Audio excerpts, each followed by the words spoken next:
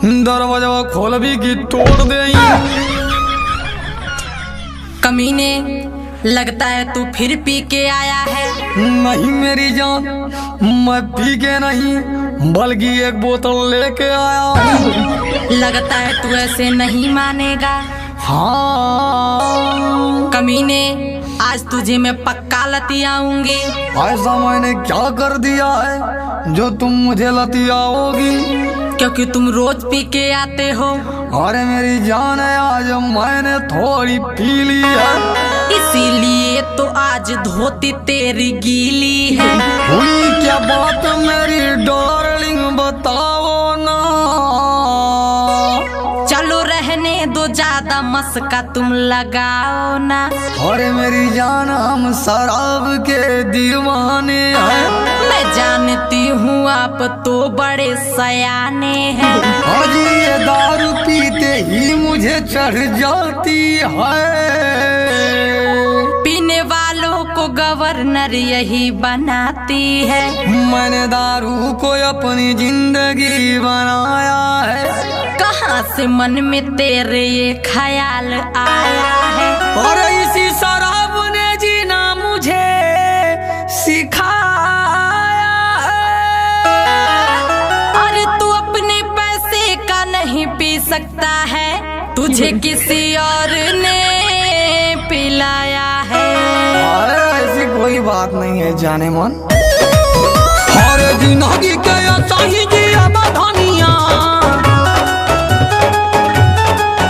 हम यही तोरे दरुआ पिया बधानिया।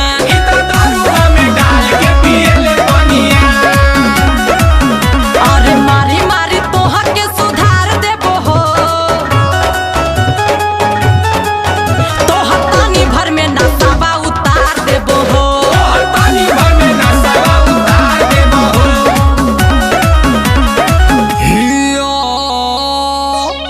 कमीनी जरा कम बोलो।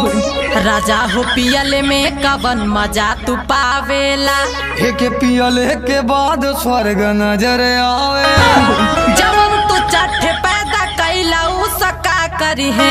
वो सारे हमारे मतिन पी के रोज रोज लड़ी है। तू न में हरी के चिंता कर बता के करी हो। तू का चाहत हऊ की चिंता कोई के मारी हो। पी के अधुआला तक खम्हा से बात करेला। अच्छा ही बताव कि तोर कान कवन भरेला। जब से आइल हई रहन से तोहर पकी गईनी। आवा अब गोड़ दबा दा, ये रानी थकी गईनी। तू के समझावले कतन को असर न पड़ेला। एक पैग मरला पर रस चढ़ेला। तोहे दारू जरूरी हो कि में हरारू हो। बड़ा नसीब से मिले पिए के दारू हो।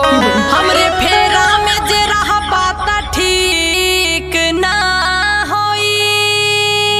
हाय तोरा रोज का जवन नौटंकी हो, अब हमसे बर्दाश्त ना होई। अच्छा हाँ ले सुन, हाँ मोरा जैसे लड़ा तारू, देखिए के जरा तारू। पिया तानी दारू आता काहे मना कर तारू।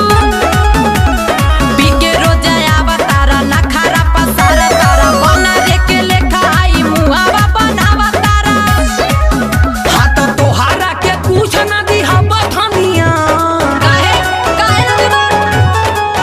बाकी यही तारे दारुआ पिया बथनिया।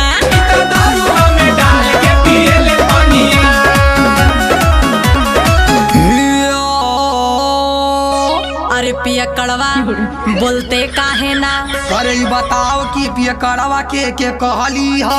तोरे सिवा के हई हाँ तो ही के कहली। अच्छा ये बताओ कि पति तो हमके माने ली। तू कितना पानी में हवाई बात जाने ली। बिना दारू के एक पल न रहल जाला रे। त एक दिन के ना हवे त रोज वाला रे। मुझे लगता है कि तोर काल बौरी आइल हो। हट गुस्सा से हमर मन खौखियाइल ह। थके झोटा घिराई दे बजे करबू ऐसन। जेना में हरी पे ध्यान दे उ मरद कैसन। तनिक न बोलना त हाथ हमर उठ जाई। पियल छूट जाई। करे नैहर में तो पहलवानी कईले बारी का। अरे ऐसे ना समझ में आई ता हाय धोबिया पछाड़ हमारी का कहलिया जो सुन ले हो भाग ऐसे। हाँ दारू पिया वालन के जे हौला में लेला रानी नसावे में घरवा दुआर बेची देला रानी।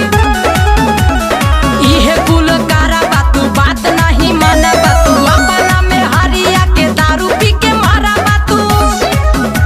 अरे दारू पी के झगड़ा करब धनिया काय करबा मार दी मुंह तोड़ दे। हम यही तारे दारूआ पियब धनिया। ई त दारूआ में डाल के पिएले पनिया। करे दो गलवा ना मन बेकार